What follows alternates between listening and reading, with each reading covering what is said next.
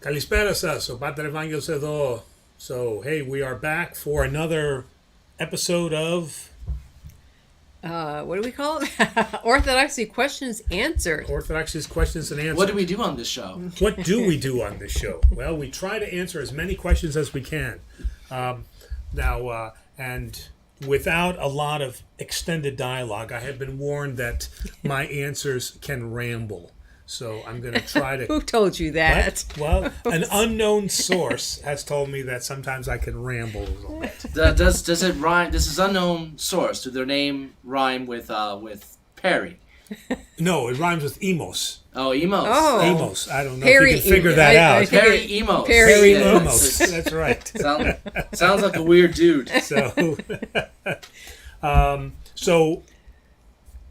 as far as an introduction goes, I don't know how many of you were able to participate yesterday, but we had a presentation. One of the things that our metropolis is doing is something very similar, and they're calling it transformative Christianity. And the idea is that they're taking priests from the different parishes in our Detroit metropolis, and each of them are speaking on a particular subject. And so they picked me to speak on... Is that it? Is that right? Vainglory. To speak on vainglory, which is actually kind of funny because I was saying last night that if you put engineer, pilot, army officer together, that's about as vainglorious as you can get because we've got like the biggest ego in the world. It's a recipe for it's vaingloriousness. It's a recipe for vaingloriousness. So I guess I was picked for that because I am a test subject. I'm a lab experiment for that. So it was a nice evening yesterday, and that presentation was about 45 minutes, and then with some questions and answers. And Demos is going to have that up for us on our website sometime next week. So be looking forward to that. And like I said, I was pointing out this book because there's several books that I talk about vainglory, but some of them speak from a monastic perspective. And you've heard me enough on this show to know that we are not monastics. There are certain things we can learn from the monastics, but we are not monastics because we live in the world. And so some of those books, like St. John Climacus the Latter, and Evagrius Pontus and John Cassian, those can be, and St. Anthony, those can be a little bit maybe much for the general public or those of us that live in the world. But St. Thomas Aquinas, in his Summa Theologica, wrote quite a bit on vainglory and on this topic for the layperson. And Rebecca de Young speaks very, very well where she quotes the fathers and then speaks in a layman's terms. So that was the presentation yesterday. Just want to show you that. So be looking for that next week. And if there's any questions on that, we'll answer that. Okay. All right. Do we have any questions? Oh, quite a few. Quite a few. Okay. Yes. Do you have a question, Demos? I have a lot of questions, but, Demos' questions answered would take at least 4 or 5 hours. The seeker. He's the seeker of truth. The seeker is Harry Potter, right? All right. Are you ready to get at it? Get at it. Okay. All right. First up is Nick. Hello, everyone. There is a possibility that my parish will close down due to lack of attendance. Oh. The priest may be retiring. Is it the archdiocese's job to find a new priest? The closed church is 45 minutes away, and I do not want to not go to church. Please pray for the church and its people. God bless. You are correct that if a church closes down, then all of the assets of the church and the properties typically go back to the archdiocese. You are correct. It is the archdiocese's responsibility to find... well, let me put it this way. Actually, correct. For right now, the archdiocese assists the metropolis or the metropolitan in finding a replacement. So right now, it used to be under the old system of when Bishop Iakovos of blessed memory, that the archdiocese would find the replacement priest. Today, it is the metropolis that finds the replacement priest with the assistance of the archdiocese, because many times a metropolis may not have enough candidates within their metropolis. So without the archdiocese and metropolis permission, typically a parish cannot close down. So it's not an easy process. It's not just the parish president standing up and with the treasurer and saying, "Well, we've got no funds, we're closing the church." It's not quite that easy, because there are many things that can be done. The metropolis, and I know this from somewhat personal experience within our metropolis, is that the metropolis can sometimes offer some aid and assistance, or offer a part-time priest that can help them through difficult situations. So all hope is not lost. All right. Well, that's good to hear. All right. Next up, Calamity Guru Last Days Okay. asks, I love how you made the writing on the wall story come to life. Oh. Was his kingdom divided among, I'm not going to say this right, so was his kingdom divided among the Medes and the Persians? That's what some translations say. Am I saying that right? That's what I've always read. Personally. Right. Specifically the two groups. The Met.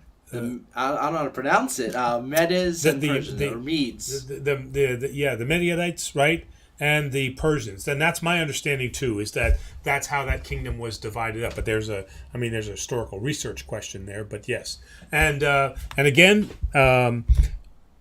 all I provide is the narration, but you've got to give credit where credit is due, and because again I just came off of vainglory, credit is first due to God, mm-hmm. Right, and secondly to Demos for putting all of that together. All right, and then thirdly me for just being the good-looking guy that stands in front of the camera. That's not entirely true. It's a collaboration. We sit down and we plan the stories, but you've got a storyboard in your head. I can see it, because he'll say to me, "All right, now," so he'll say, "You go ahead and do what you think the story sounds right," and then I'll do it, and he'll say, "Well, wait a minute now. Why don't we make it like an elephant wearing a pink hat?" Because he's already got in his head how this story is going to. An elephant in a tutu, or is that a rhino or a hippopotamus? In a tutu. So, so it's the kid of a hippopotamus and a rhinoceros. So which is again my favorite song.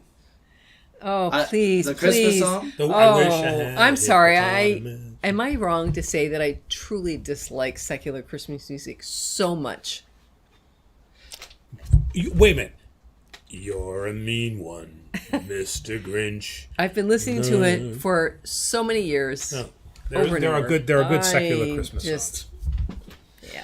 I feel the same way. If for a long time ago, I worked for a company, and it was a retail company, and they had to play Christmas music, but they didn't want to play any of the religious ones. So they only played secular Christmas songs.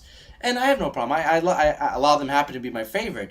But they were so scared of getting any reproach that they only played 4 songs. Oh my gosh. Santa Claus is Coming to Town, all the covers, Rudolph and Frosty, and then the one song that every time I hear it, I have... let's just say the feelings I have are very anti-Christmas.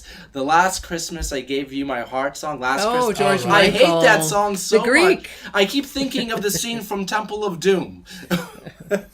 Although I do like Trans-Siberian Orchestra. I will say that. That is awesome. Right. Anyway, I guess we got off subject. Mm-hmm. Okay. So next up is Filthy Mouth Schoolboy Makes It Up. Where are these names coming from? We have such an interesting audience. Yes, we do.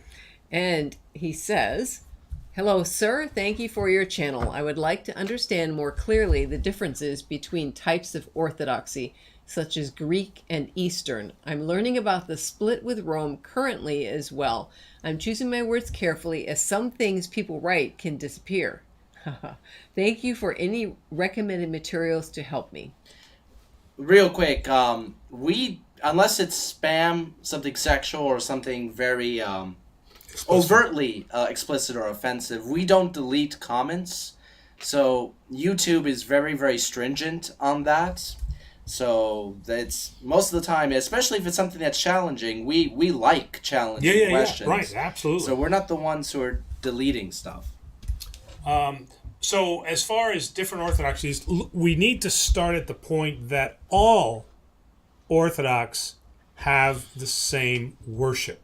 So everywhere you go, you're going to find the St. John Chrysostom liturgy or the St. Basil liturgy, depending upon the time of the year. So we got to start there. And that is the unifying factor. Amidst all of the discussions and the issues and the concerns, we are united in our orthodoxy, and we're all brethren through the St. John Chrysostom and the St. Basil liturgy. So that's our starting point. Now, out of that, then, comes the differences culturally, okay? The Greeks and the Arabs grew up in a particular culture. The Russians, the Romanians, and the other Slavic nations, they grew up in another culture, okay?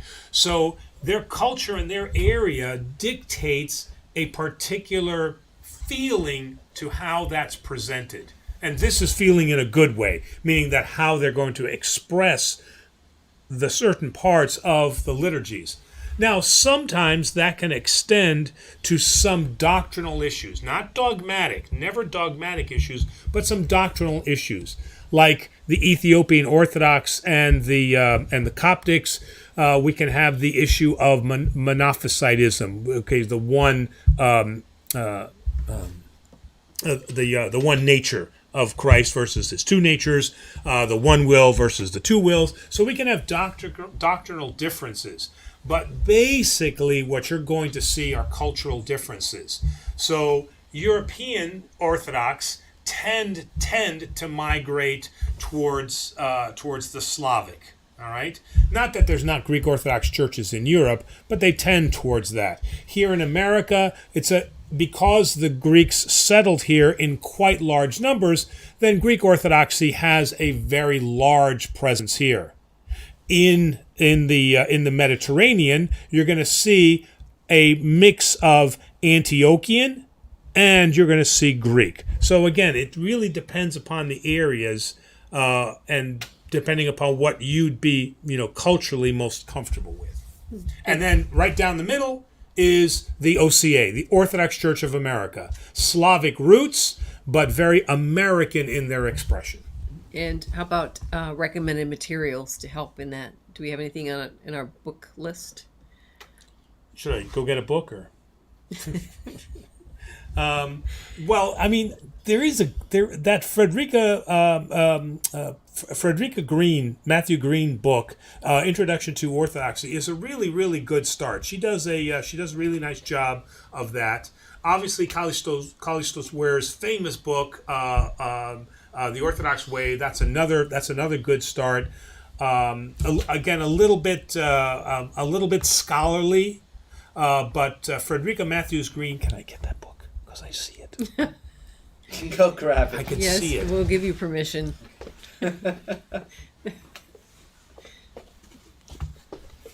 And you've seen me you've seen me talk about this book on the show. This is a really great starter book, I think. So not so scholastic, fairly easy reading, and a wonderful introduction to the Orthodox Church. Well, it's certainly called Welcome to the Orthodox Church. I would hope so. All right. Next up, Jim Hellenic. Jim Hellenic says, if Christ became fully man, then yes, he does share DNA with Mary. She is his mother biologically. Remember last week we were having the discussion. Was it last week? Yes.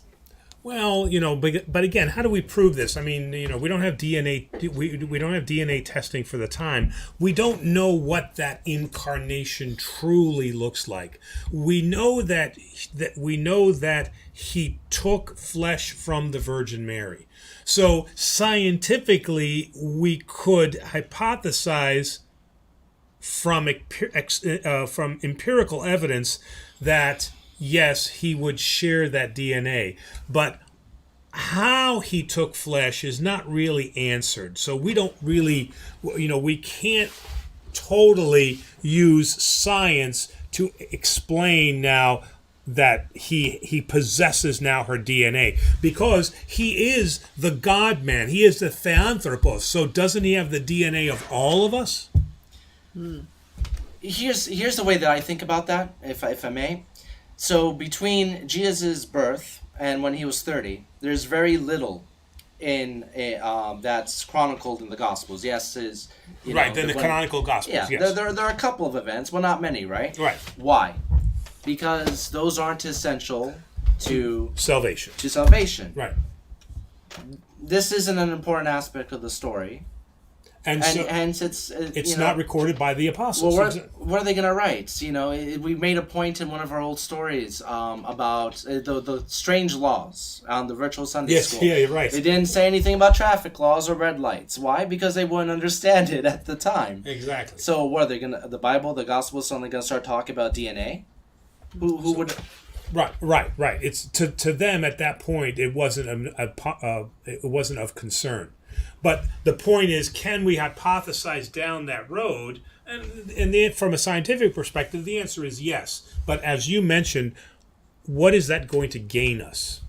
And it doesn't really matter because, I mean, she had no more children, so it ended there. So it's not as if there were descendants today walking around with Christ's DNA.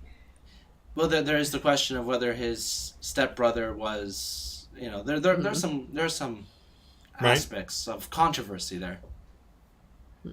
So. Okay, well, with that, that, Jackson F. asks, I've been struggling about the resurrection for some time. Why didn't Jesus appear to everyone in the world after his crucifixion? By appearing only to his followers, we get a biased account. Of course, they wanted him to live on and be God to them. This creates doubt in Jesus Christ by only appearing to a select few who were already believers. How do we deal with this? Because the encounter, part of it is the encounter with Jesus Christ is a personal encounter. Okay, he's not like a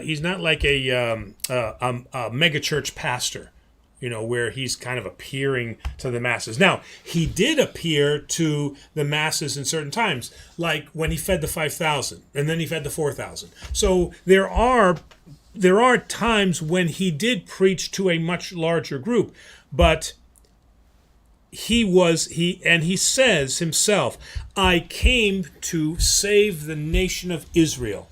So he does say that, okay? But then he commissions his apostles that I want you to take what I have done now for the salvation of the nation of Israel. I want you to take that now to all nations and spread that. Okay? So one, we have I came for the nation of Israel. Okay, so this is Jesus's this mission to offer salvation. So he came with the specific intent to destroy death, right? That which holds humanity hostage or prisoner. And he accomplished that and returned to his Father, all right? So it wasn't necessary for him to go out for the whole world and to preach this, because this is why he left this message to preach to his apostles. So in that sense, there wasn't this great decree now that he had to be heard by the whole world. At the second coming, he will be heard by the whole world. Jack Sage Phoenix points out that you just finished your recommended book, Welcome to the Orthodox Church, and it's excellent. Well, okay. Thank you, Jack. And Filthy Mouth Schoolboy makes it up also says thank you. Yeah, okay, all right. Did you want to say anything, Jack? What? Oh, but no, it wasn't that big of a deal. I can mention it at the end of the show. Okay. No. Well, now you've left everybody. Well, now I know. Yeah, now you have to say something. I was laughing because last night you had Bible study. Tuesday. Yeah, and Tuesday. Yeah, this is Thursday. Jeez. And Tuesday you had Bible study, and people, you could see who everybody is. And they all have their little icon. Yeah, but they have their faces. I could see what they look like. They're live. And so I came around, but Jack had an icon, and so I joked because it was an icon and not his face. I went, gee, Jack, you don't look at all like I thought you would, because it was an icon, not him. I didn't, so anyway, but it was a very bad joke because nobody got it. So I tried. And now you had to repeat it. So Now I had to repeat it. Thank So you, now Father. everybody can hear how bad my joke was. So, yes. All right. So moving on. Next is CR. And after last night's show about pride and vainglory, here's a good one. How do you confront pride you found within yourself? For example, false humility, as in you perceive when you sin you are the worst sinner. You hold yourself to certain standards, pass judgment upon people who don't, or even pass judgment upon yourself and dwell on those failures and sins. What would be the best saint or father's teachings to read about to kind of confront this within yourself? Well, it would be the same that I mentioned. Yeah, does he say that he watched yesterday or no? He No. wasn't. Okay. Well, that was the transformative Christianity, right? series. It wasn't a YouTube video, but we will put it up on YouTube soon. And actually, your timing is excellent because we just did I was asked by the Metropolis to do a presentation on vainglory and pride. There are 4 chief authors that I would look at. Number 1 is St. John Climacus, who wrote the Scala or the Ladder, and that's the first one. The second one, probably the best treatise that was done, is St. Thomas Aquinas in his Summa Theologia. St. Gregory the Great, 6th century Pope in Rome, wrote in his commentary on the book of Job, he wrote an excellent commentary on vainglory. And the book that I showed you today is by Rebecca DeYoung, who discusses vainglory in the light of these fathers that I just mentioned, with the addition of St. Augustine. But the two, St. Thomas Aquinas, Summa Theologia, and St. John Climacus of the Ladder, those are the two that have discussed this at length. So that would be the starting points that I would use for vainglory and for pride. And one of the best quotes for vainglory comes out of St. John Climacus, who says, "No matter how I toss this prickly pear of pride and vainglory, it always stands upright." And what he means by that is that if I now am truly boastful and prideful, then vainglory has attacked me. But then if I go to the other and I try to act super humble and super pious and look at me and how pious I am, then equally vainglory has attacked you there. So it's a very interesting comment that he makes, that it is such a difficult foe to overcome, because no matter how you toss it, it's going to always land upright and it's always going to be on the attack. You can't really, it's so hard to kill. And the monks throughout the centuries have struggled with this. So we have a super chat from Tommy Williams, who's reminding us about the first, second, and third heaven question that he had from last. Man. And unfortunately, you ran late today. Father got here about 2 minutes before the show started tonight. He's had a very busy day, but last week I just unfortunately last week just got totally away from me.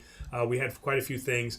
I am making excuses, which I am not supposed to do. Okay, my former Army commander would be very, very disappointed that I'm making excuses. But well, I looked into it a little bit. Okay, good. You know, this may not be the official Orthodox perspective, which we can get into next week when you're here.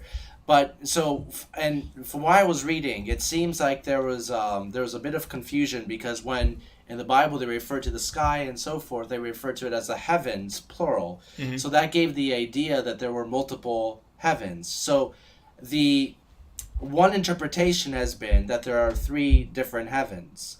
One is the immediate atmosphere with air, etc., up to the sky. Okay. That's one level of heaven. The second level is the celestial bodies. Because when people looked up at the sky at night, they saw stars, etc.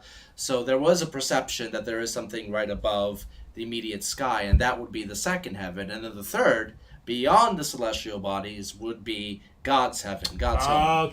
Well, and again, I did at seminary, we did read about this, but it had just been such a long time that I didn't go back to it. But that is starting to make sense, that third heaven was where the heavenly bodies and the principalities and the more where divinity dwelled. Mm-hmm. Now, this, like I said, we'll look into this more to make sure that's the Orthodox perspective, but that's what I found from my own research because I was intrigued. So again, Tommy, my apologies for that, and we'll have that on the table for Thursday. Yeah, and that'll be in Florida. That'll be so that's right. That'll be in Florida. Yeah.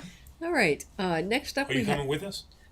As as our producer, are you going to join us? Well, free trip to Florida? Let me think. Yes. So a non-hurricane trip. Yes. So you're going to need to get me my ticket by tomorrow. Oh, good. Okay. All right. Next up, we have trench. Scientists say they can find with 95% accuracy if a person is right-leaning when asking them religious questions. And an MRI shows that they get, he says disgust, and I'm thinking maybe disgust with more unnatural things and disturbing things. So shouldn't Christians vote with what most Christians vote? When looking at polling data for Christians and Orthodox, or even asking priests, most vote right-leaning since they want to conserve values. Okay, so he brings out a good point. Certainly, the priest and the bishop are excellent resources for helping you to determine who is the best candidate to vote for, to get a Christian perspective. All right, not for them to tell you who to vote for, but to get the Christian perspective on how to balance out who to vote for. There is no perfect candidate, right, Demos? I wish. Right? There's no perfect candidate. So each candidate is a flawed human being, okay? And so we have to balance out what are those flaws. To say that a Christian is a right-leaning person, I think is unfair, because there are many principles from a left or a democratic position. Left or liberal, you mean? But again, sometimes liberal has been hijacked now. Yeah, well, that's why you say Democrat. The one thing I would like to avoid in this is it's very easy to say right or left and then throw in Republican and Democrat, but they're not exactly, when it comes to the idea of conservatism versus liberalism, or authoritarian versus liberty, the political parties don't exactly align the way that. And actually that's a conservative versus liberal. I think that's a good way to put it, to avoid those arguments. So certainly Christians will have conservative values, but equally so Christians will have liberal values. A liberal value would be that we are not a democracy like ancient Greece, where if the majority decides that something is right, then that is the correct thing. So we as Christians say no. Even the one person. What was the famous line from Spock? Right? Oh, the needs of the many versus the needs of the few, or the right? one. Right? Or the one. So Christianity throughout history has always sided with the one. We make decisions based not on what the majority wants, but we make decisions on what is best for all people. What is socially... So social justice has always been a Christian principle. We the Christians are the founders of the hospital concept of healing the poor. We are the ones who were there, okay? So, but we also have conservative values in terms of what we think about abortion and what we think about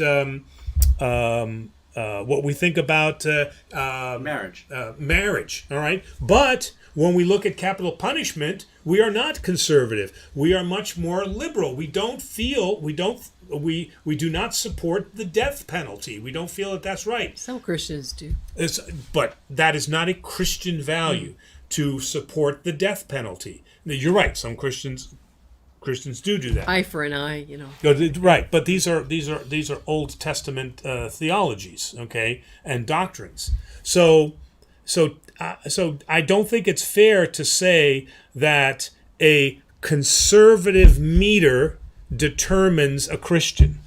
I should also point out that when you use the term social justice, you're using it in the root of what real social justice is, because that's another term that's been co-opted by activists. Yes. So that's the problem nowadays with any kind of definition, is that they're just, because of the murkiness of online social media, a lot of terms that we would think of as benign have now become hijacked, and they mean very different things. That's why we have to be very, very careful. Same with this. When we're talking about right or left, immediately, if you're in America, you're going to think Republican or Democrat. Correct. And that's what we're trying to avoid. All right. Okay. Thank you. Next up, Nicholas asks, if you want to join a Bible study class, do you have to study the Bible before you attend? There's a continuation. Oh, it goes on. And which Bible would you recommend for a beginner to study? Well, why don't you start that one? What? Why don't you start that one? You've got good Baptist roots. You can answer some of these questions. Oh, well, no, you don't have to study the Bible before you attend. It's helpful, but it's not necessary.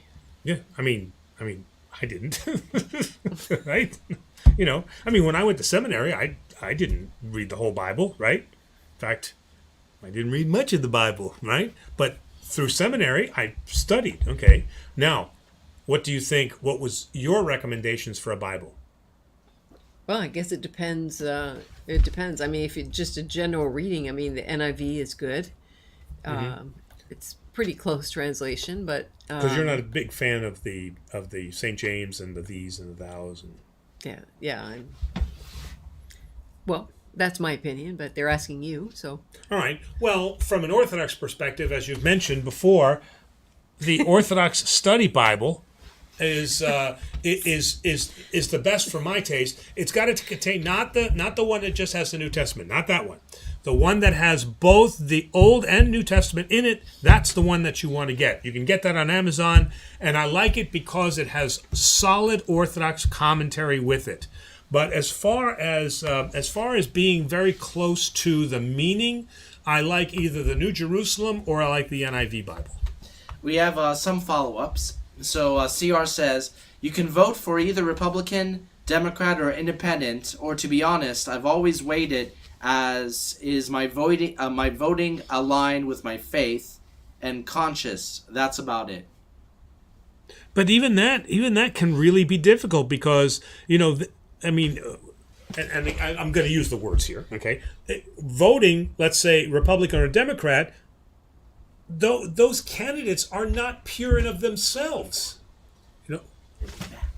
So those candidates aren't pure in of themselves. All right. So there are going to be things in that Republican candidate and that Democratic candidate that are not necessarily going to align with our Christian values. So we, you're right. You do the best that you can, and if they have the preponderance of the morality and the ethics that you can support, then that's the decision that you make. But to find a candidate who possesses all of the Christian values, I think that's... And you can't tell from a candidate where they lean. I'm debating whether to bring this up or not because I don't want to start anything. But there was a particular political person who liked to hold the Bible, and they were asked, name your favorite Bible verse, and they couldn't even come up with one. Oh, well, there's a lot of them. Like, really, you can't name one. And so I suspect this person never actually read the Bible. They just like to put out there that they're Right. so Christian. Just say Jesus wept, and you're safe. Exactly. Or for God so loved the world. I mean, who doesn't know those?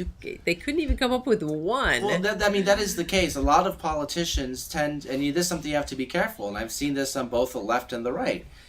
They use the Bible and Christianity as a selling point. Yes.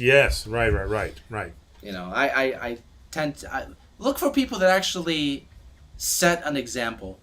Yes, because as St. James says, faith without works is dead. So show me your actions, right? Don't just say I have faith. Show me your actions so that I can vote properly. Mm-hmm. Yeah. All right. Next up is Mr. Grimm KD. And they ask, what English translation is best reliable? As someone considering Orthodoxy for some time now, my family and I have often wondered what we should read from. Currently, we have the New King James Version. Beyond the New King James. Well, they're saying right now they are reading the New King James Version. But they want to know what English translation is best reliable. So, go for it. Oh, you know what? You want a book? I can sense it. Is it? Wait a minute. Hold up. Go. We talked that he jumped up and down a lot, and now he's trying to be better and can't help himself. Okay. And he slams it again. All right. So, depending upon where your starting point is, all right. So, if you're now, if you're just beginning, like I said, I think that the NIV is the best starting point. The NIV is not a direct translation of every Greek word, okay? But it captures the essence of that, all right? As you deepen your studies, the obvious go-to is then the Nestle Aland, the New Testament, because it's got the Greek on the one side and it's got the English on the other, okay? And this way you can make a direct comparison and see that, okay, well, is this word exactly what this word means? So this is probably the best resource as you get more proficient in reading the Bible. But as a starting point, I like the NIV because it gives the meaning and the essence of what the Greek is, but it may not be the exact translation. It's hard to find an exact translation in any. I mean, yeah, it's just okay. And the reason for that is if you look on the back shelf, can I see the back shelf there? Okay, you see the purple volumes there? The purple volumes is the, what is that? 369. There's the 10-volume set of Kittle discussing the various interpretations and meanings of each one of the Greek words in the New Testament. So Terry is right. To have one Bible that translates it exactly, that's impossible to find. That's like trying to get the same story on a policeman asking a story or asking witnesses what they saw. Yeah. All right. Very good. I'm doing better, though. I'm trying to get better. You're much improved, yes. So Jack Sage Phoenix says, evening, y'all. And then he goes on. You can tell he's from Texas because of the y'all. Y'all, yeah. And Jack says, I read that part of being ready for communion is accepting all Orthodox moral teachings. Does that mean we shouldn't take communion if we disagree with the Church's stance on, say, abortion? No, it doesn't mean that. But it does mean that you must dogmatically agree, you must agree with all dogmatic statements before you receive communion. You don't have to abide by all doctrinal statements, but you do have to abide and you do have to have faith and believe in all dogmatic statements. Okay, so Jesus Christ is the Son of God and he is God.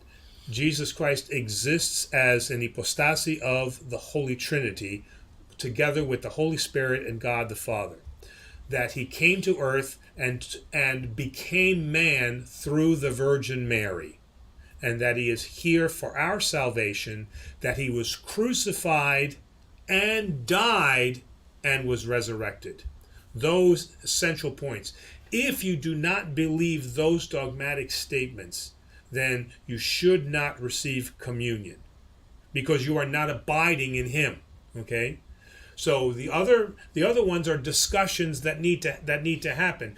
Okay, part of maybe why we don't necessarily believe in certain things or ascribe to certain things is because we don't understand the fullness of the Orthodox position. So many social issues, the doctrinal interpretations of those can be difficult to understand. So until we fully understand them, we are not fully on board. But dogmatically, we have to believe those things that I just told you.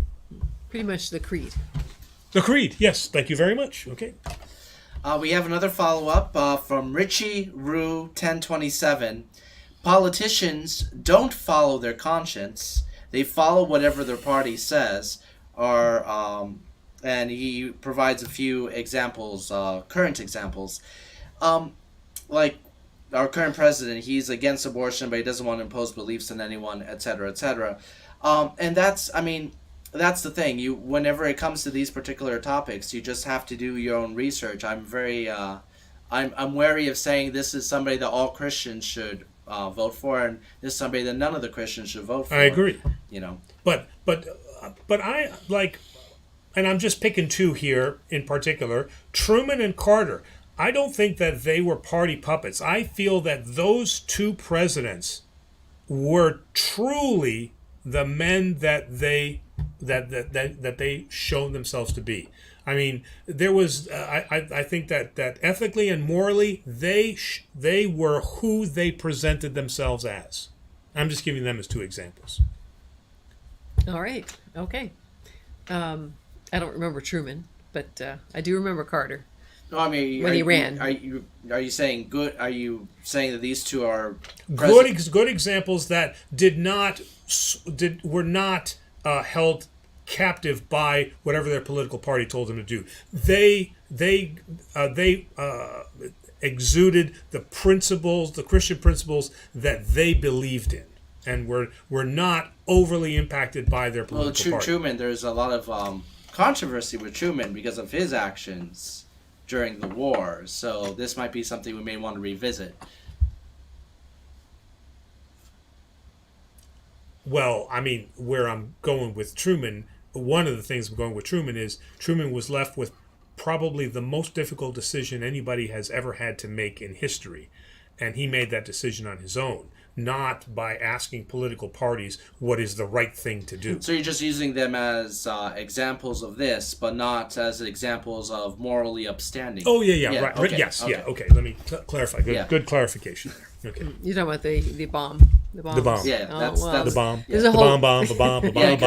Yeah, you're saying this, I'm like, oh, I don't know if I can make a Christian argument about that one. So. Well, and then there's a whole thing. We won't get into that now. Yeah, but there's a whole thing about the bombs and all that stuff. So we'll move on. Yes. Because we don't want to repeat last week. MMA discussion.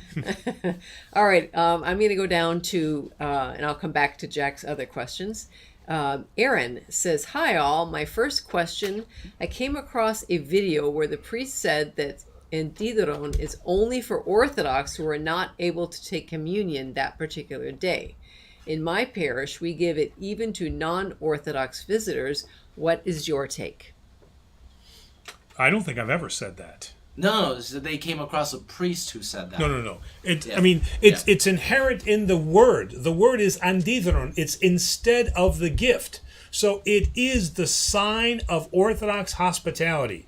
In certain Protestant churches, the communion cup is the sign of hospitality. If you believe in Christ, come and receive. That is not we're close communion. So it is not, the cup is not a sign of hospitality. But what is the sign of hospitality is the antidoron, the instead of the gift. And you're absolutely right.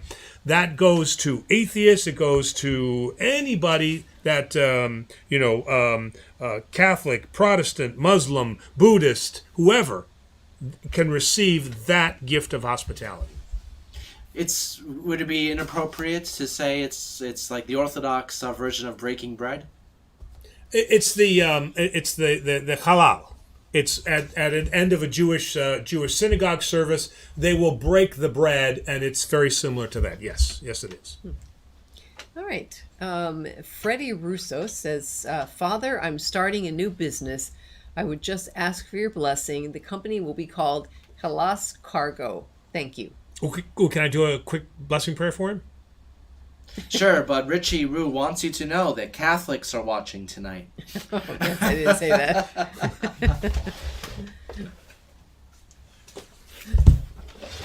You might as well keep that book on the table. Yeah, you should pull say that down a every lot. week. You need to have a little library thing here on your desk.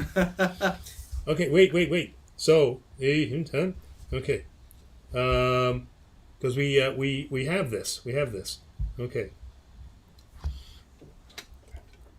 Uh-oh, he's still looking at the index, so Presbytera and I will have to fill in. So, Presbytera, please explain in detail what the Trinity is. Yes. Ah, yes. Is it like the leaves of a shamrock? Oh, Sorry, yeah. I'm referring to a pretty funny video. That was Protestant. It's actually hilarious about explaining the Trinity. If you've never seen it, it's very, very funny. Yes. Okay. All right. Glory to the Father, and the Son, and the Holy Spirit, now and forever, to the ages of ages. Amen. What was it? It's a restaurant or it's a shop? It's a business. Hellas Cargo. Hellas Cargo. O God Almighty, who made the heavens with wisdom and has established the earth upon its sure foundations, we ask that you look upon this your servant. What's his name again? Freddie, whom you have seemed good to set up now a business for his establishment according to your divine will. And we ask that neither water, nor flood, nor any other thing shall be able to harm it, and that you graciously grant him the ability to bring it to completion and deliver to all of his clients and customers who wish to dwell and to shop therein, that you prevent from them every attack of the enemy, and that he may always work according to your will. For your name is holy now and forever into the ages of ages. Amen. Very specific prayer. I'm impressed. You like that? Yeah, See? yeah. That's why I had to do it. All right. Although it doesn't mention anything about volcanoes, so. Oh, wait. The volcano prayer is in another book. Oh, okay. Depending on where it's at. That's right. Earthquake. Did you say earthquake? It's like Joe the volcano is the prayer. So. All right. Next up is Anon. Hello, Father. Clarification to my question from last week. When I asked about whether or not it's appropriate to have some form of the great schema at the home altar, I meant the iconography on the analavos, rather than any headwear or article of clothing. Is that appropriate? I find those deeply meaningful, but don't wish to disrespect our monastics or tradition. Okay. Oof. You need to see it again. Careful. Here. About appropriate to have some form of the great schema at the home altar.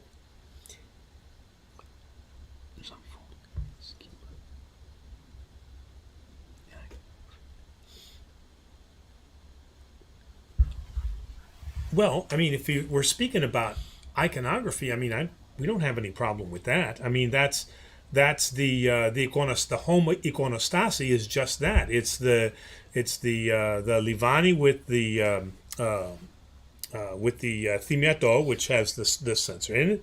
It has the censing. It has the lit candle, right? So I mean that is the standard iconostasy that we have in our homes. Mm-hmm. Well, maybe it might be easier. Is there anything on the soleil or the altar that would be inappropriate or sinful to have in your home corner?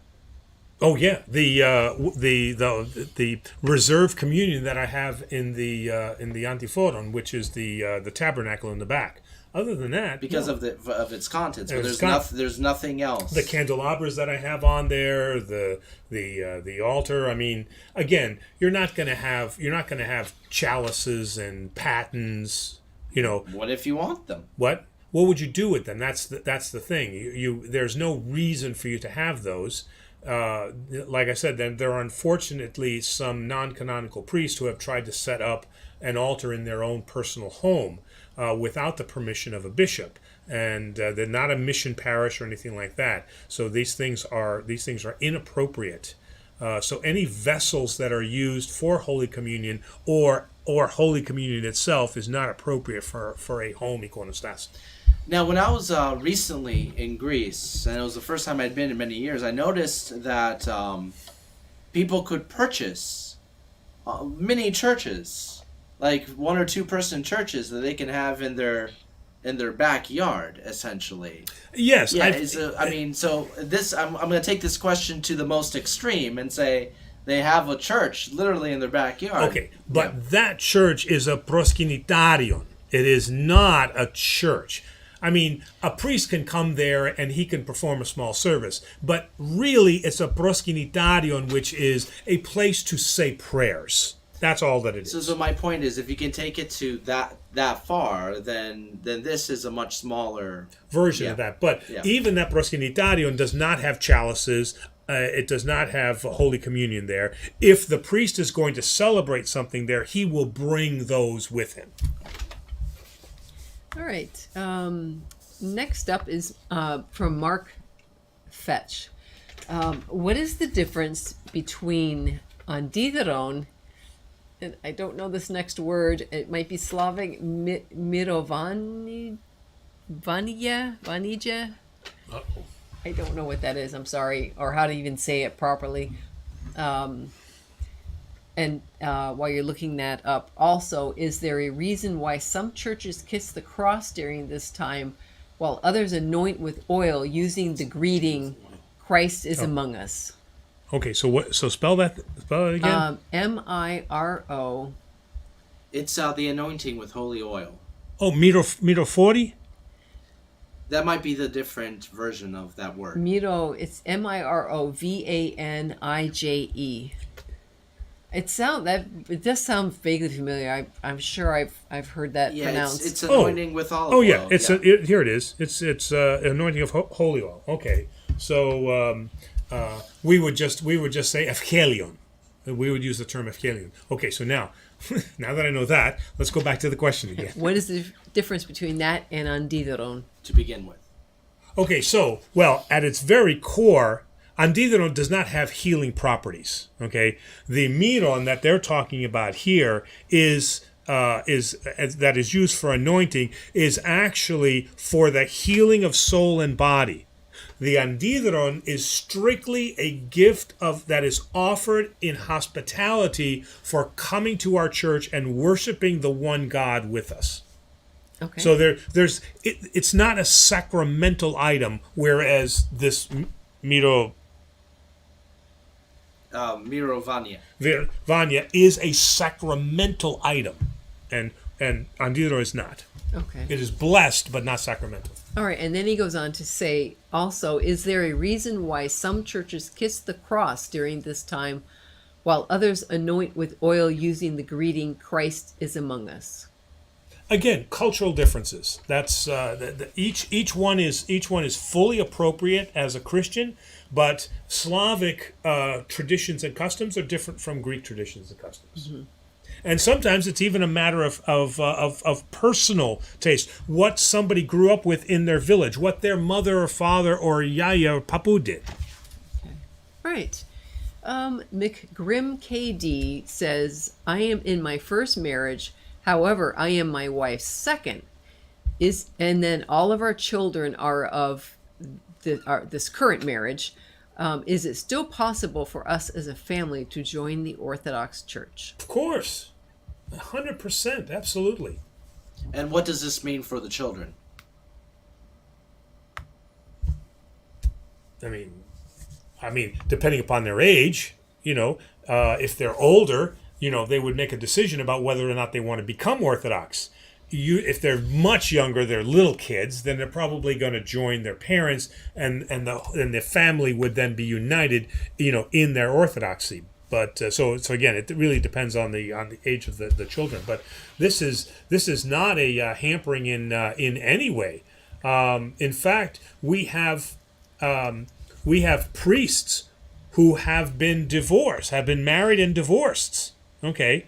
But that has happened in a Protestant that they were Protestants before, so we didn't recognize it, and so now they're married they're married, and the partners have become Orthodox, and so now they have entered into the Orthodox faith. Once you're in the Orthodox faith, then it becomes a little more challenging. But no, absolutely not. That's All right. We have a question from Ted, and Ted would like to know: can we have bagpipes one Sunday instead of the organ? I would be totally down for that, but considering how many people have issues with the organ. all right. Well, okay. So, all right. There are no musical instruments that are allowed within an Orthodox service. I mean, that's akrivia. That is the way the canons are written right now. Obviously, now the organ falls into that because it is a musical instrument. All right. So we've got the slippery slope now. Some people can say the one side of the argument is we're not using the organ as a musical instrument. It is setting the tone for the choir. Ergo, it is not being used as a musical instrument. It's not being used for entertainment. It is being used as a musical instrument. But what's that? I mean, it is being used as a musical. Even if it's setting a tone, it's being used as a musical instrument. Oh yeah, okay, yeah, I guess so. But it's not. But it's not there for the sole purpose of entertainment. Well, I hate to use the word entertainment in service in the same. But isn't that the argument that people who are against the organ, they say it's there to entertain? That's No. I think that they're just applying the letter of the law that says a musical instrument cannot be present. Okay. The organ is there to you have the ison for the chanters and the organ is for the choir. The organ is what keeps the choir on pitch, because without an organ, and if you don't have trained singers, it's very hard to stay on pitch. An organ sets the tone, and that's what keeps everybody together. It really is, today it's really required for a choir, because it's very hard to, you go off key, you drift. It's very difficult without. And when you have some, like with us, some Sundays we have a lot of choir members, others we have less because things happen and people can't come. With the fewer voices you have, the more you need the organ to fill in. An argument directly from the choir. Yes. Okay, now, but we got to get to Ted's question here. Our organ, she plays the hymn. She doesn't just set the tone. She plays the hymn. Yes. Lightly, right? And they follow along. So Demos is right. It is being used as a musical instrument. It's not like she goes, meh, and then you guys start singing. No, I agree with that. Right? I'm just saying the purpose of the organ. Right. Okay. So in that sense, the bagpipes could only be used to set the tone. And I don't know how well that's going to work. I would be very interested to see how it sounds. Yeah. Okay. Here's the key of C. Yeah, I as much as I like the bagpipes, that would be Right. Interesting. Yes. Yeah, interesting. Yeah, good word. By the way, Ted's wife Diane sent in. Did you see it? Did you see blues played on the bagpipes? Oh, yeah. Oh, that. We have to share that video. That was awesome. Very, very cool.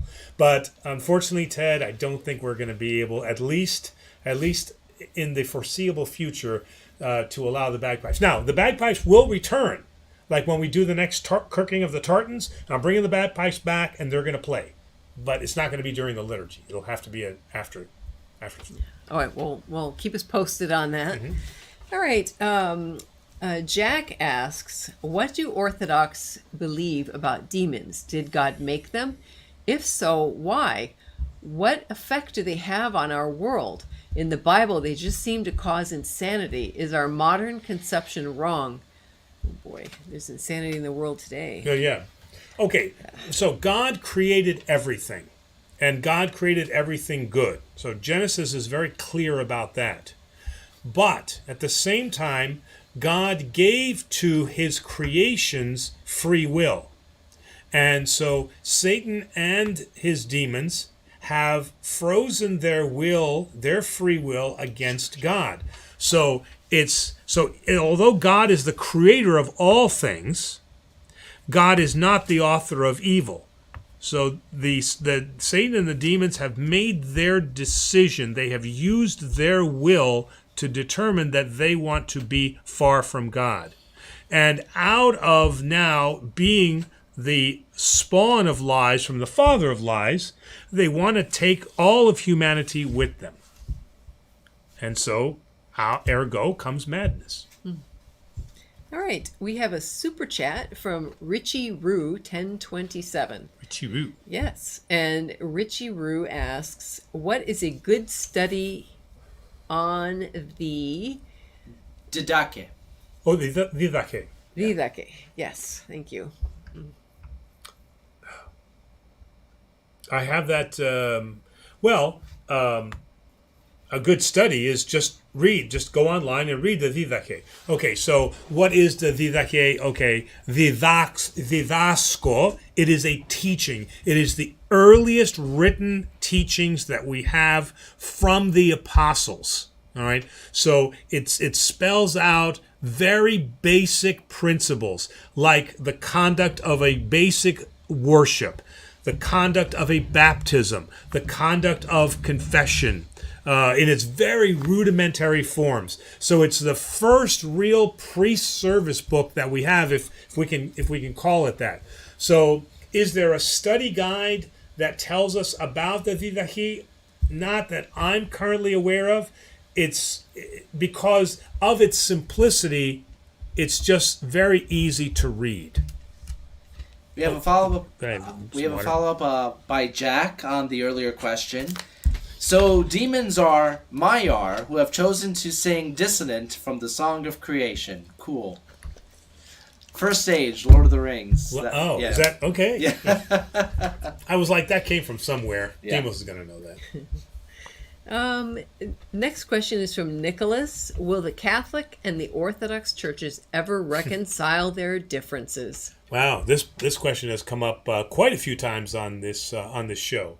When I say we, I'm talking about mainstream Orthodoxy and Catholicism both pray jointly that this day will come. And within the last, 1960s is what? That's like 60 years? Well, 60 years ago. So for the last 60 years, we have seen the most progress, and since the declaration of the removal from the memory of the church, the schism that happened at 1054 by the Orthodox and the Catholic Church, since that time in the 60s, I'm trying to remember exactly if that was 60 or 61 or. Both churches have made significant progress in having discussions together. I know personally at our seminary in Boston, every other year we would have a meeting between Orthodox and Catholic theologians to discuss issues of doctrine. And then one year we would meet there, and then another year, the off year, they would meet at our seminary. Those dialogues have been happening now for 20 or 30 years. The relationship between the Patriarch of Constantinople and the Pope have been the best that they have ever been in the history of the split of our two churches. So because of the pace of dialogue that is happening, I personally am very confident that we are coming very, very close. Certainly there are not schismatic voices, but dissonant voices on either end that are aggressively working to stop any kind of communication that will happen. But these are very just like the Maiar who are singing dissonant from the Song of Creation. Right. So that's where they are. They're the dissonant singing, but what we have is quite a considerable amount of progress, and I'm very, very hopeful and optimistic that we are seeing the close of the schismatic time, and we're now seeing the dawn of us reuniting what Christ created when he came to earth. All right. All right. We just had a super chat pop in. Who is that? I can pop down. I'll lose my place. Diane says, "Thanks for all of you for sharing your time and thoughts with us every week with a happy face." Well, thank you, Diane. We much appreciate that. Thank We you. look forward to it. Yeah, we do. We actually do look forward. And plus, she's always got beautiful video for us of Greece. She sends me all the sunsets, which in the middle of winter, and she's sending me sunset pictures. Thank you very much. To lift your spirits. To lift my spirits, Yes, exactly. yes. All right. Next question from Xa. When we pray, we say, "On earth as it is in heaven." What will we do in heaven that we do on earth? Well, I'm going to let you start that one again because you've discussed this many times. Well, we don't know. Right. The only thing we know that we're going to do, 100% certainty, is glorify God. Correct. After that, we all have our ideas of what we want heaven to be like, and there's so many different views that, no one's come back to tell us. Credibly, no one has. There's a ton of books out there about I've come back and I've seen heaven, right? Yeah. But there's no credible evidence. Yeah. Of, But no, everybody has seen what they already know. It's like, I saw houses, I saw this, I saw that. Nobody's ever come back to say, "Wow, I saw something so completely different." The eighth dimension. Yeah, so yeah, you can't. come back with like a St. John revelation, right? And everything's except for one case, everything has always been positive, right? Except for one case where the guy came back and he had It was horror. It was horror, yeah. Yeah. He changed his act when he. But that wasn't heaven that he saw. Oh no. No. Yeah. Well, yeah. So it's a really hot place. Yes. So anyway, you asked me, but what we don't. My answer is, we don't know because. I mean, again, we have many monastics who have written about what they believe heaven to be or visions that they have seen. But again, we don't know. I mean, we can always have somebody tell us what they think it is, but we really don't have any idea. But what Presbytera said is absolutely correct. The one thing we absolutely 100% know is that we will be worshiping the one true God, and that we will be having communion with Christ. Yeah. And at the end, he told us, we will be tasting the new wine with him. I'm hoping it's the same vintage as at the wedding at the Cana, wedding, yeah, right. But the important question is, how many cubits big is heaven? Well, that's the size. Actually, they do. If you read Revelations, they do give that number in there. Remember, we had somebody ask one time on the show how big was a cubit. Right. Yeah, it's like one of the first episodes. It never left my mind. All right. Next question comes from Austin Ferguson, a nice Scottish name, Ferguson. Yes. I'm new to Orthodoxy. I'm wondering about what is going on between the Ukrainian church and getting blessed by Constantinople and some of the infighting there. It's been hard to piece together on my own. Oh. Well, okay. So the Ukrainian church is actually, if I'm remembering history correctly, the Ukrainian church was the church, the first Slavic church. That's where Orthodoxy was born in the Slavic lands, was in the Ukraine. That's the first church. So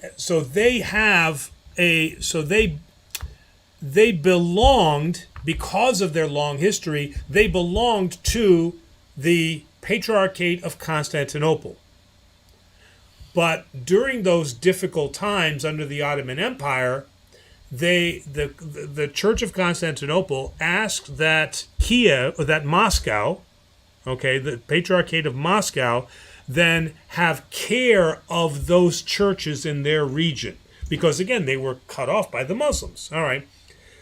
So they were never given control of the Ukraine. I'm talking about the Moscow Patriarchate.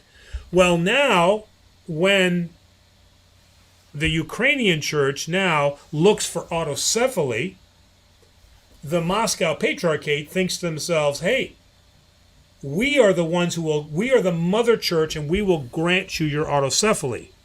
And the Ukrainian church says, and the Patriarchate of Constantinople says, no, they belong to us. They were never ceded to you. They need to come to us, and we will grant them autocephaly, which they did. And now the Moscow Patriarchate sees that as an insult. And now that creates... Okay. And I also, it got split up.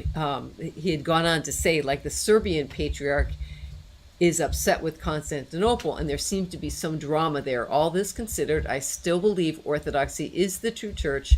Just want to know. Yes. And remember, always keep in mind that the capital C church is always pure. But the small c church is run by people in politics, and that can only lead to corruption and disaster. All right? So, but the large C church is always what Christ created here on earth. And that's what we believe in, and that's what we have faith in. All right. Next up is Miggs. Should it be like that? Yeah. Okay. Miggs says, I believe in the intercession of the saints and Mary, but I've been asked by Protestant family members that if Jesus listens to our prayers and gives us what we need and pray for in accordance to his will, why do we need Mary and the saints to pray for us? Well, okay. Again, I think you already have the answer to that one from your Protestant roots having become Orthodox. What's the answer to that? Because you can answer it best as a former Protestant. Well, why do we? So I guess I liken it to because we feel that that Christ listens to his mother just as as he did when he was here, but Protestants say, well, what do you need that for? Why can't you just pray? But Protestants have the concept of a prayer tree. Why do we need a prayer tree? Why do you have to have all your friends pray? Why? Because all you need is just pray to Christ, and that's good enough. Why do you need to have all these people? Why is that any different than asking Mary and the saints to pray? And they will tell you that, and the Protestants will tell you that we do that because we are a community of believers. And as a community, we pray together. And the only thing the Orthodox Church is doing different is that we are adding those who are departed into our community of believers, our prayer tree. They will say, though, that how can the dead can't hear you? That they'd be omnipotent. If you can pray to this, and ask the saints to pray for you, they can't hear you. If they can hear you, we're giving them omnipotence. I've been told that before. I'm just throwing that out there because I have been told that. Yeah, but how many Protestants have I talked to that have talked about how they have received or they've heard their departed father talk to them or give them a message and tell them they're okay? All right. Well, if they believe that, then how can they not believe then the intercession of the saints, that the saints pray? So is it just now your departed father has permission to talk to you, but none of the saints can? Now they don't do that indiscriminately. We as Orthodox believe that the grace of God allows that to happen for our benefit here who are living, to help us strengthen our faith. Right? Real quick, we got a super chat from Miggs. Thank you very much. And we also got another one from Tommy, who asks, does Orthodoxy have an age of accountability, as in children, especially infants, cannot commit actual sin? No, we don't have an age of accountability. So we are not that we're not that formal. Wow. Sorry. Marcia Magic asks, what do you feel about the LGBTQ movement?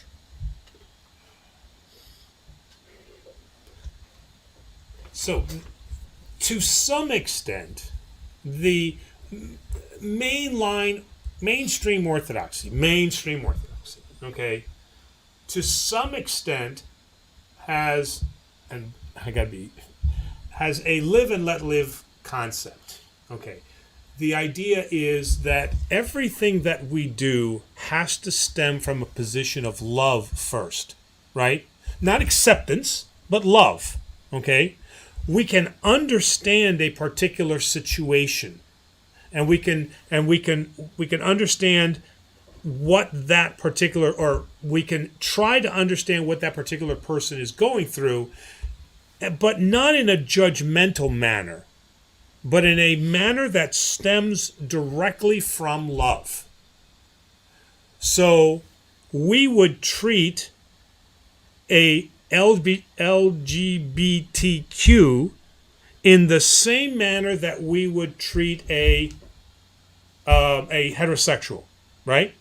So if now a heterosexual person commits violence against another human being, spousal abuse, abuse of a child, inappropriate or degrading acts that degrade the image and likeness of the other person, those we consider sins.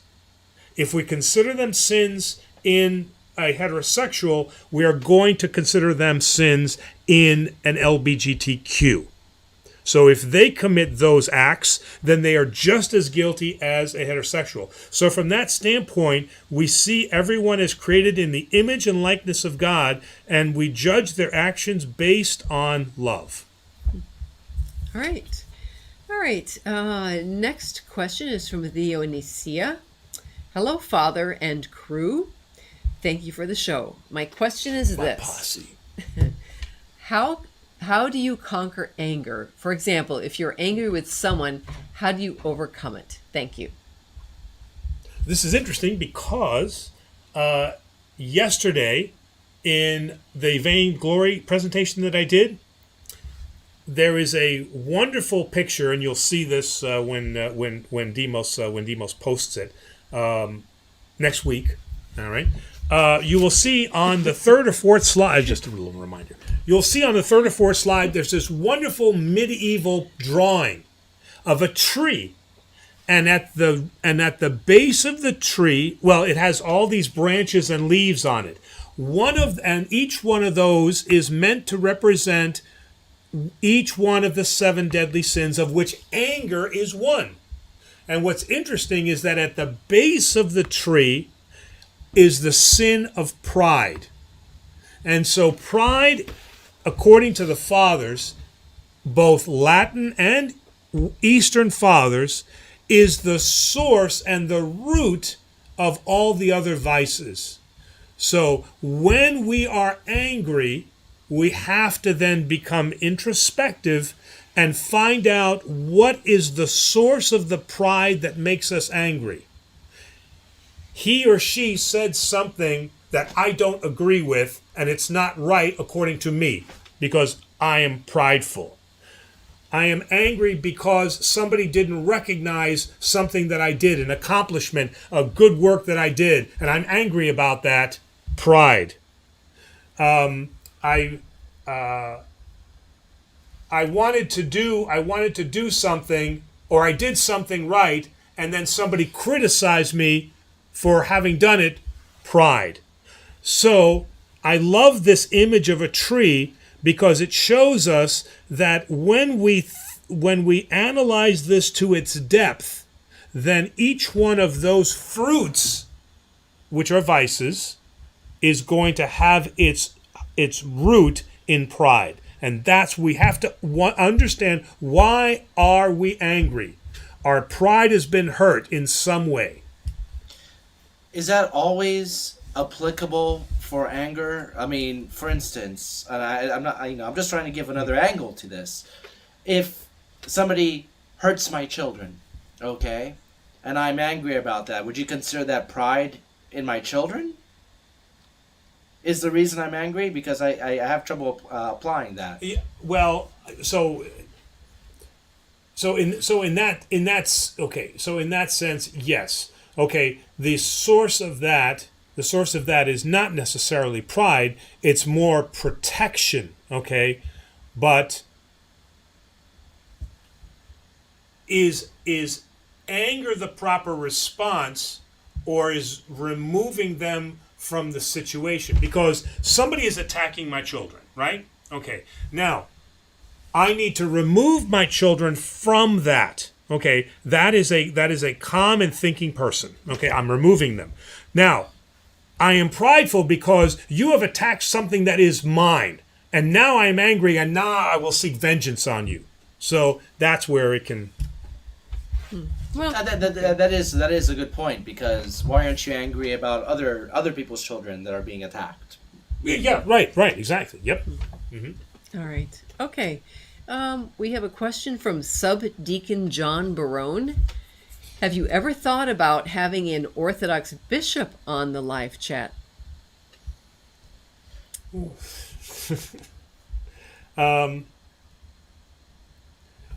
Well, I've thought of having other priests on it. I've thought about having other bishops on it. The reason, yes, I could do it, but and Demos is going to have to help me with this. I mean, I can say that we're open to many different people on the show, and we've had rabbis, we've had actors, we've had a bunch of different people, and we're looking forward to having more on there. We've talked about having people from other faiths on and doing contradictions. Yeah, that's not where I'm going. I know, but all that to say, there's also the question of being comfortable in front of the camera. That's actually whenever we have a guest on, that's something we take into consideration. Are they going to be comfortable explaining themselves well? Are they going to be able to have any kind of camera presence? We don't want to have somebody that feels like they're on the spot or freezes. The comfort is the number one thing. Is there another angle to this that you're trying to take, Father? That yeah, and I think a bishop's position naturally makes him much more cautious. I mean, we're kind of easy and loose here. I mean, there's a lot of difficult questions that come up, and I'm offering answers that a bishop, might not be comfortable giving, because then he is truly the symbol, the authority, and the symbol of Orthodoxy. And now another bishop is going to say, "How dare you say something like that?" So there's. I mean, the biggest thing is what we're doing right now is. I'm not going to say that there aren't, there are other Orthodox priests that have been on YouTube, and they've done a lot of great work over the 2 decades that YouTube has been around. But this is still, for Orthodoxy, we're still on the precipice. This is the first wave of us taking a step into the digital frontier. And until this becomes more familiar, we're gonna take one step at a time. And again, remember, if I were to have a bishop on this show, there would be much coordination that would have to happen to ensure that my bishop is okay with the subject matter, what he's going to say, does it align? So there are also then diocesan issues that present itself. If the opportunity presents itself, yeah. We're open to it, but we're just trying to explain some of the obstacles that we would face to do that. We would probably have it'd probably be easier for us to have a major movie star in here than a bishop. I mean, and that might sound silly, but those are the kind of hoops we'd have to jump through. Mm-hmm. All right. Oh, and let me just say, I see your comment, Jack. Jack did get my joke, so I feel a little better. It wasn't that bad of a joke. And Tommy has a super chat. He says, last question. If you're killed for refusing to denounce Christ, are you automatically saved? As in, are all martyrs saved?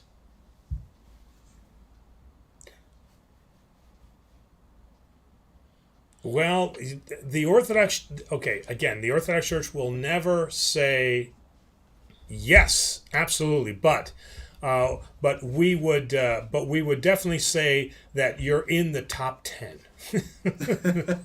I mean, those who are martyred for Christ, then as St. Paul says, will receive their reward. So yes, I would say that yes, we do believe that those who have truly martyred themselves for Christ then will receive their crowns in heaven. And that is the key word, truly, because there's also the chance that somebody, for pride, for instance, might seek that title out. Like they may want to be martyred, so they will be remembered. Yes, yeah, right. They've done it for their glory. Yes. Right.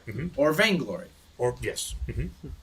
All right. Our next question is from Michael, and Michael asks, "Can you help me understand Numbers 5 verses 11 through 31? Somebody was arguing with me, stating that God instructed Moses on how to do it. Can you help me understand that passage? Thank you." And I happened to bring it up. Is that? I like the preparedness, Presbytera. All the way 11 to 31? Yes. It's a lot. Is that something you want to get back to next week? Yeah, this is almost an entire chapter. So, Michael, or Mitchell, I don't know, Father, if you can sum it up real fast, but if you can't, let's save that for next week so you can have time to read and analyze if necessary. Well, again, the title of this is The Test for an Unfaithful Wife. Okay? So why are you looking at me? No. Well, you gave it to me. Huh? Better than looking at me. All right. Yes, that's right.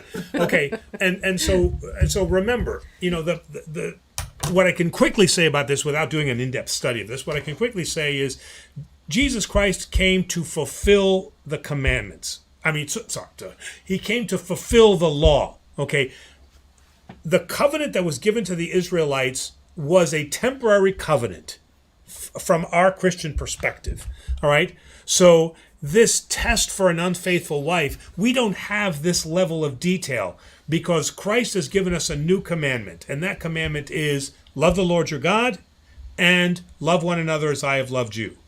And so this would be the test for the unfaithful wife is how do I approach her? And I keep and whether it's unfaithful wife or it's unfaithful husband, we would approach it from the same manner, that we would always look to seek forgiveness. And if we cannot find that forgiveness or they don't wish it, then they would have to leave. But we don't have the Old Testament law anymore that tells us the distinct steps that we have to follow.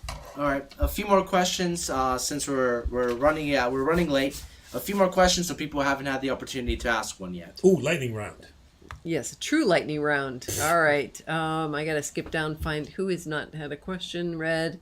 Emmanuel Coronado. Hello, Father. You as Orthodox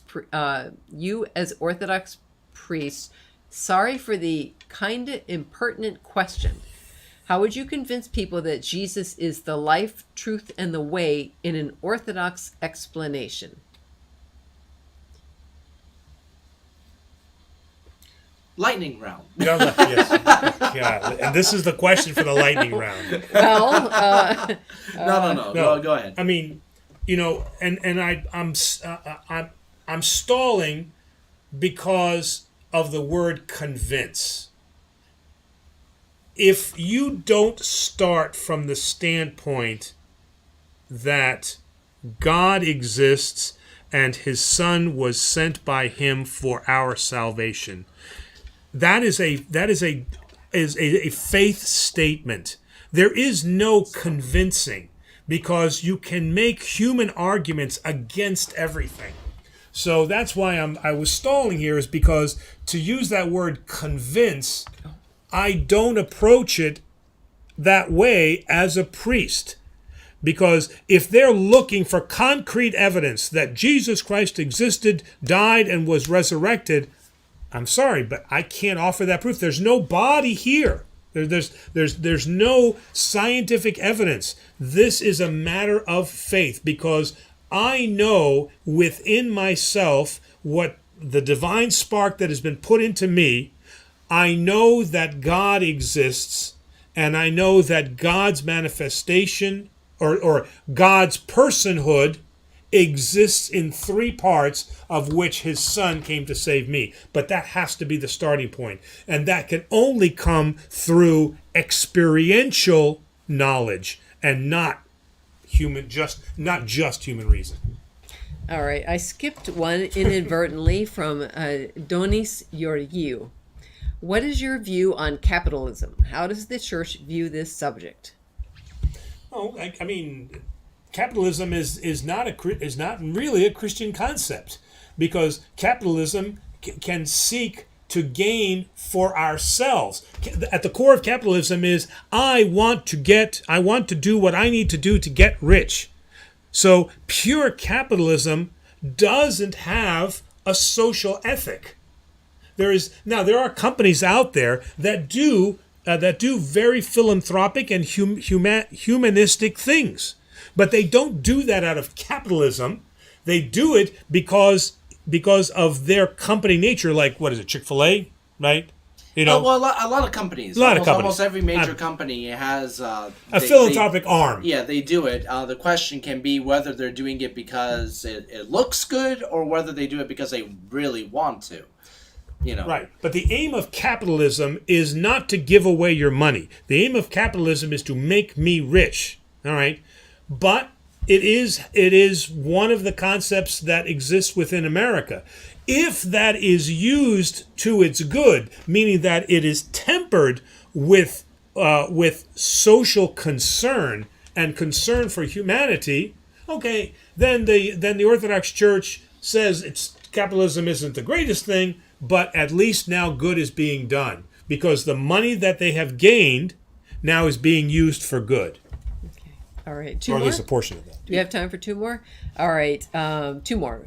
Mark asks, back to the subject of the home altar, is a gold blessing cross appropriate to have at home? I mean, yes, as long as you're not buying the priest's blessing cross, right, and trying to again pretend that you're the priest. Clearly, you know what a priest's blessing cross would look like. Excuse me, but just to have a gold cross, no, there's nothing wrong with that. All right, and then I like this, Chaositarian.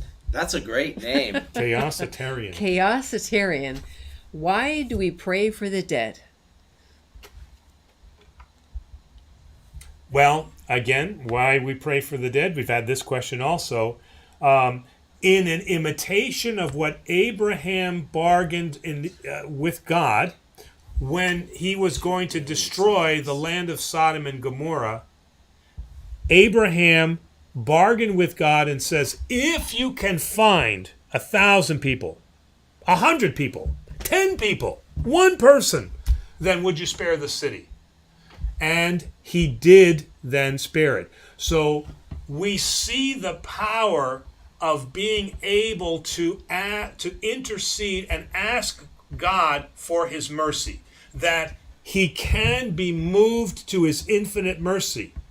And so many times there are people who have passed away, within maybe our own family, and we're not sure of what their salvation looks like. Maybe they weren't good churchgoers. Maybe they said that they weren't Christian. Maybe they said, I don't believe in all this church stuff, and it's all a bunch of garbage.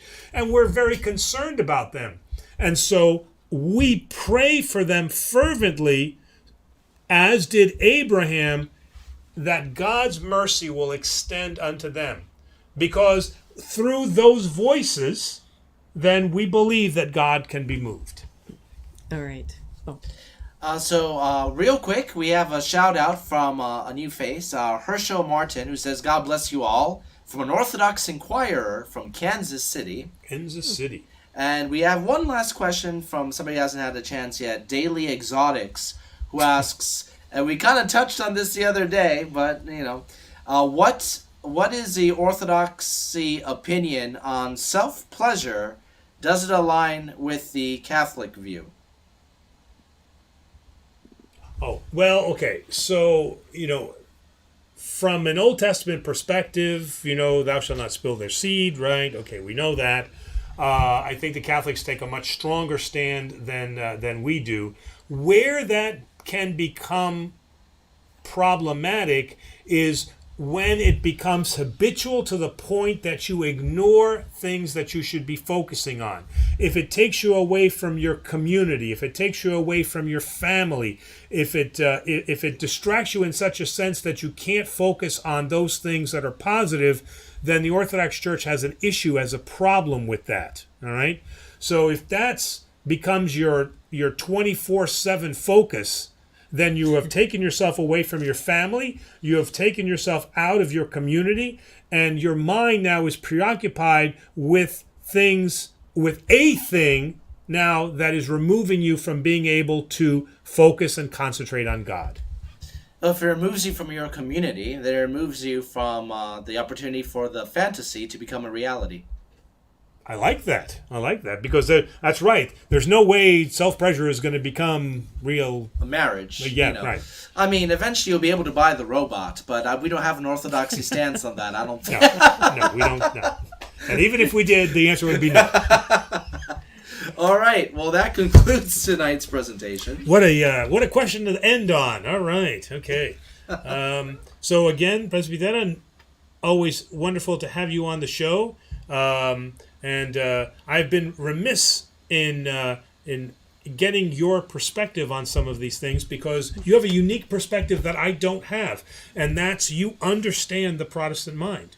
You know, Demos and I have grown up, we're cradle Orthodox. Well, I think Demos has a pretty good understanding of the Protestant mind. Well, I mean, you'll forget because of how much I moved. I've had experience in almost every denomination from better or for worse. Yeah, well, that's okay. Yeah, that's right. He has the younger viewpoint. He has the younger viewpoint, right? So we've got the Protestant viewpoint. The old we've got Protestant viewpoint. The young Protestant. The multi-denominational. Multi-denominational. That's right. So, but that's I think what makes kind of the group here really click well is because you can provide insight that I don't have.